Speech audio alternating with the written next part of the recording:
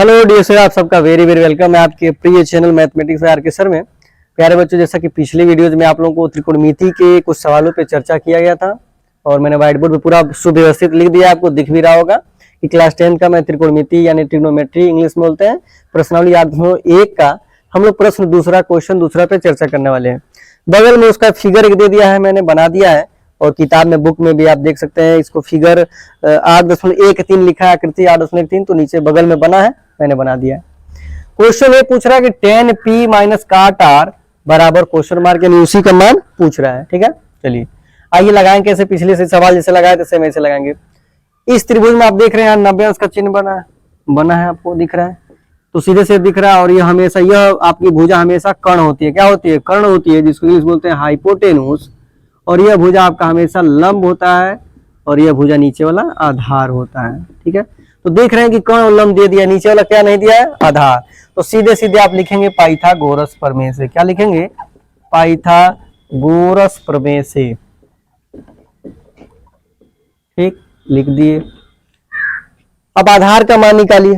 ठीक है, तो आधार का मान फार्मूला आप लोग जानते ही हैं, लिखवाया भी गया है कि कर्ण का वर्ग में से अगर हम लंब के वर्ग को घटा देते हैं तो आपका हो जाएगा आधार का मान। आइए लगाते हैं।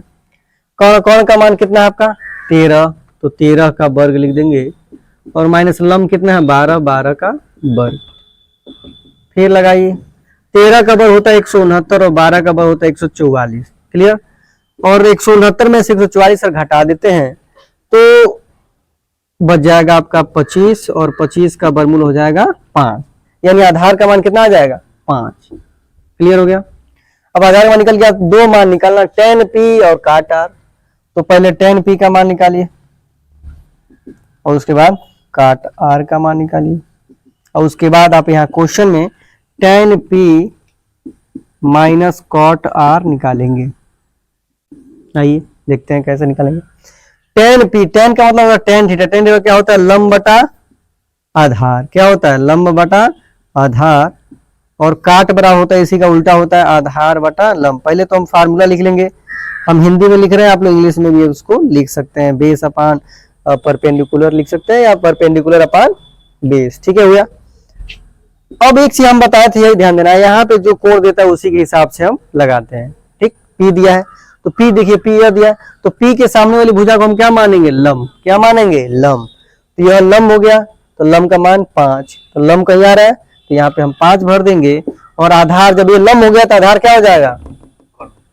ये नहीं, सॉरी, ये वाला हो जाएगा। ये तो आपका कर्ण कभी भी चेंजिंग नहीं होता है, यही ध्यान देना है कि कर्ण वाली भुजा कभी चेंज नहीं होगी, आपका लंब और आधार इन्हीं दोनों में चेंज होगा। तो यह आपका लंब हो गया तो ये क्या हो गया? आधार, तो यह 12 हो गया। क्लियर हो गया? समझ रहे हैं?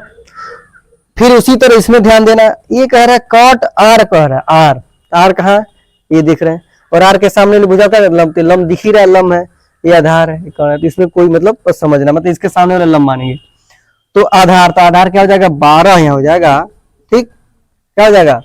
ये लंब हो गया और ये आधार, नहीं सॉरी, आधार आपका 5 हो जाएगा। यही ना बच रहा है आधार, तो ये हो गया 5 और लंब के सामने वाला 12, तो 5 12, यानी दोनों का मान 5/12, 5/12, यानी जो ये देगा उसी के सामने वाले को लंब मानते हैं, उसके बगल वाले को हम आधार मानते हैं, और कौन जो उसका तस वही रहता है, कोई चेंज नहीं रहता है।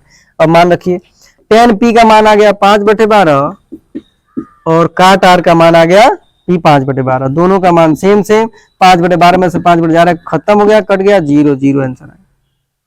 क्लियर?